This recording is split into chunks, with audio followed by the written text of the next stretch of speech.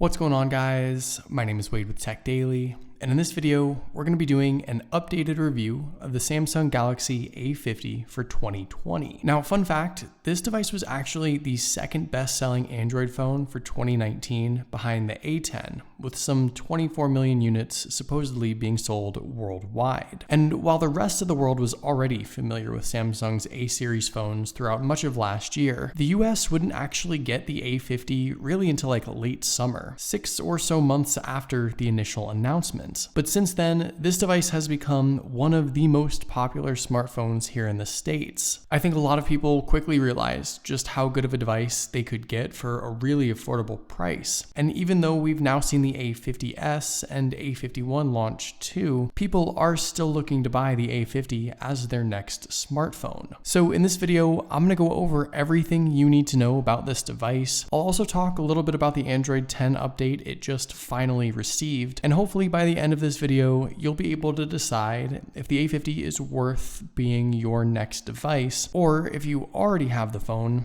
if maybe something you wind up keeping a little longer. First things first, let's talk about the price. When this phone was launched, it originally retailed for somewhere between $300 and $350 unlocked, but a handful of US carriers offered some deals that brought this phone down when you signed a contract with them. Now, even though this phone is, I guess, technically 6 months old in the US, but now more than a year old everywhere else, the price has come down quite a bit. Amazon has renewed A50s for sale for just a little under $200, which I think is a crazy good deal for this phone. Some of the other brand new listings have this device priced a bit higher, but still well under $300, and obviously quite a bit lower than its original retail price. If you've been waiting for a price drop, you certainly have it now, and you can likely pick up this phone for 20 or 30% off right now. And if you guys are interested, I'll go ahead and leave some links down below to those discounted Amazon listings that I mentioned. Be sure to just check down there if you're interested in scooping up one of those deals or doing some comparison shopping of your own. Now, over the last few months that I've had this phone, I've actually never had a case on it. And unfortunately, that means it has taken some damage. But I can at least show you guys what to expect as far as durability. Since the A50 is a budget device, Samsung went with an all-plastic build. The phone doesn't feel cheap at all, which is great, and I think the glossy finish and subtle rainbow effects look kind of cool. The housing is a smooth, hard plastic, and it's sort of meant to mimic glass while perhaps being a little tougher in the long run. And while the phone hasn't taken any major damage yet, the rear plastic has seen some better days. It's pretty heavily scratched from all the times it was sliding around on a table or in and out of my pocket. And I think the only saving grace is the fact that since this phone is that grayish blackish color, you can really only tell when it's reflecting off of something. In general though, I don't really have any complaints exactly with the build and materials of this phone. I still do think it looks nice and it feels good in the hand too. Like I said, not cheap at all. And the scratches have more to do with just how reckless I am than anything else. Taking a look around at everything else,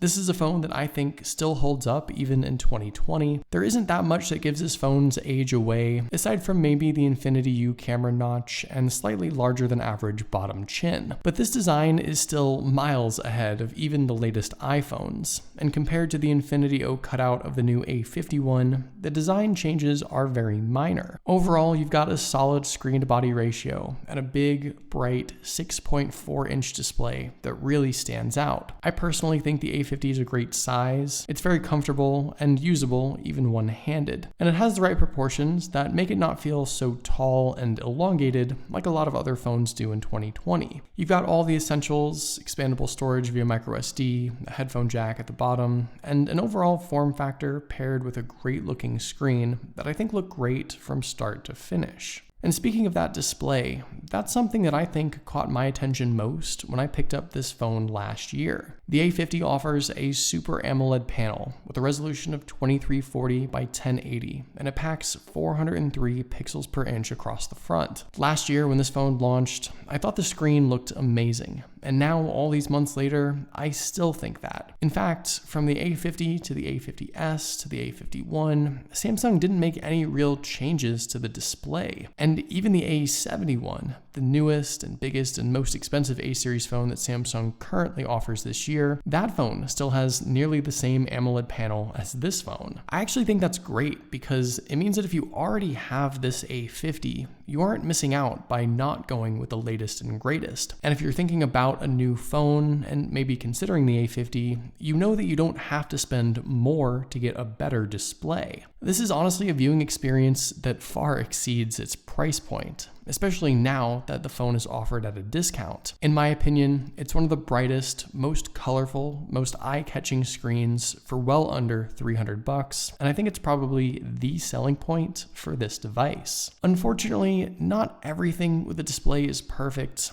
and my biggest complaint with this phone has always been the in-display fingerprint reader. It's honestly terrible. Not like slightly annoying and a little inaccurate terrible, but like borderline unusable sometimes. Update after update, it was supposed to improve, but even after this latest Android 10 update, it's still just not good at all. You don't have to use it, of course, and I'd say that at least on the A50s and A51 especially, some improvements were made. But if you find yourself fighting a losing battle with the in-display fingerprint reader on the A50, just know that you aren't alone. So let's talk a little bit about that new Android 10 update for this phone, since it just started to roll out. As far as I know, most unlocked and international A50 devices should have it by now, and it should finally be coming to US carriers here as well shortly. This was a long-awaited update, and I'm glad we do get it. The changes are super minor, of course, but it more just shows Samsung's commitment to offering the software updates these phones deserve, and delivering them in a somewhat timely manner. Paired with the Exynos 9610 processor and Mali G72 GPU, along with UFS 2.1 and either 4 or 6 gigs of RAM, I think the phone overall is plenty powerful for everyday use. We really haven't even seen too much of an upgrade when it comes to specs or performance on even the most recent A-series phones this year, and that means that this phone hasn't quickly become outdated or sluggish. Yes, you are still dealing with last year's specs. We do have the Exynos 9611 now after all, and a handful of great mid-range Snapdragon processors to choose from too. But I honestly never felt that this phone lagged behind too much,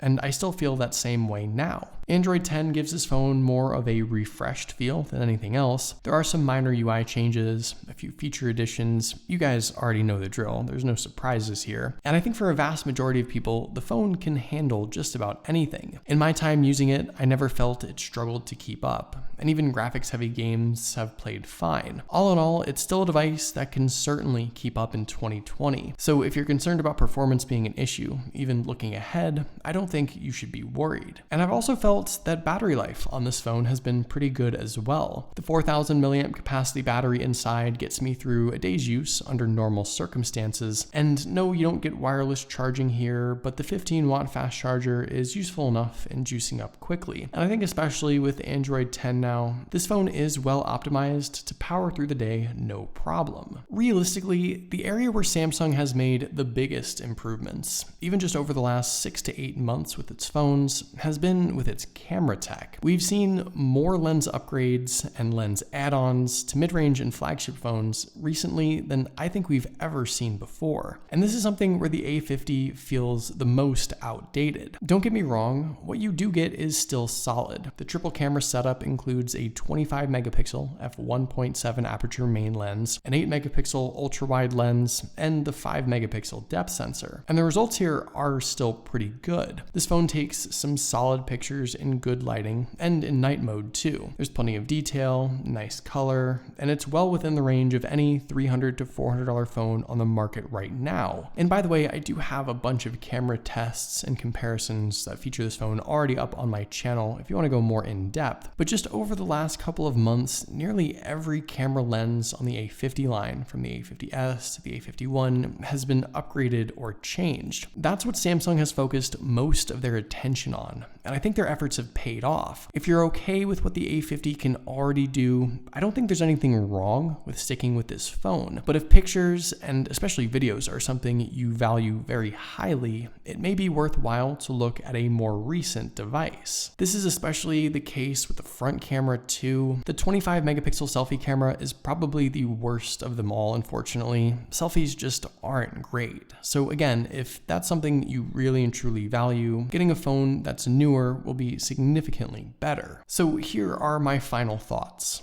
If you're thinking about getting an A50 in 2020, you absolutely should. Prices for this phone have never been lower, and I think with the A51 now officially launched, you can safely have this phone for another year or so and not feel like you're going to miss out on an upgrade. Especially at that $200 to $250 price point, this is a phone that looks good, performs well, and offers everything you might need. Sure, the camera tech is a little behind the times now, but it is still plenty good for the everyday user. And if you already have this phone, I might reconsider upgrading unless you're going for something big. I have some comparisons on my channel with the A50, the A50s, and A51 up already, but basically my conclusion is that the upgrades are minor, and sticking with this phone through the rest of the year and beyond isn't a bad choice at all. So there you go, that's everything you need to know about the Samsung Galaxy A50 in 2020. Let me know what you guys think. Do you still have this phone, or maybe are you considering buying it? I'd love to know your thoughts, of course, in the comments down below. Also, be sure to follow TechDaily on Twitter and subscribe to the TechDaily YouTube channel if you haven't already, and I'll see you guys later.